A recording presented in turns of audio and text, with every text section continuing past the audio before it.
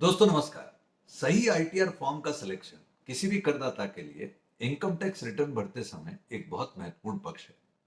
परंतु कई बार ये देखने में आया कि प्रॉपर गाइडेंस के अभाव में या किसी वजह से भी अगर आपने सही आईटीआर फॉर्म नहीं भरा हो तो उसका क्या हल हो सकता है, ये करदाता जानना चाहता है।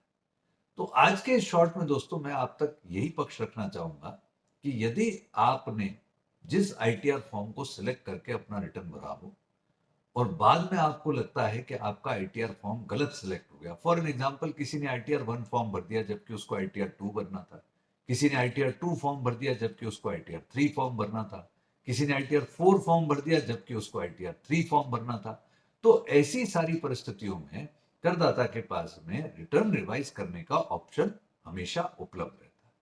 For an example, assessment year 25-26 की रिटर्न्स जब ज्यादातर करदाता इस समय भर रहे हैं, यदि वो उस रिटर्न को भरने के बाद ये पाते हैं कि उनकी रिटर्न में कोई ओमिशन अथवा रॉन्ग स्टेटमेंट रह गया जिसमें कि गलत फॉर्म सेलेक्ट करना भी शामिल है, तो वो 31 दिसंबर 2025 तक अपनी रिटर्न को रिवाइज कर सकते हैं। एक और इंपॉर्टेंट बात आपको यहां पर कहना चाहूंगा कि एक रिटर्न जो हमने फाइल करी और फिर हमने उसको रिवाइज किया, तो इन दोनों के बीच कितना टाइम गैप होना चाहिए, ऐसी कोई समय सीमा लॉ में निर्धारित नहीं है।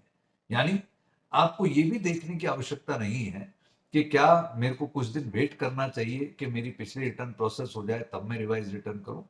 तो जैसे ही आपको कोई गलती महसूस होती है, और यहां पर इस शॉर्ट में जब मैं फॉर्म की गलती की बात कर रहा हूं कि आपको लगता है कि आपसे गलत आईटीआर फॉर्म सेलेक्ट हुआ है, तो जितनी जल्दी आपको गलती अपनी पकड़ में आई उतनी जल्दी आप अपनी रिटर्न रिवाइज कर सकते हैं। इसमें कतई किसी प्रकार का संशय नहीं।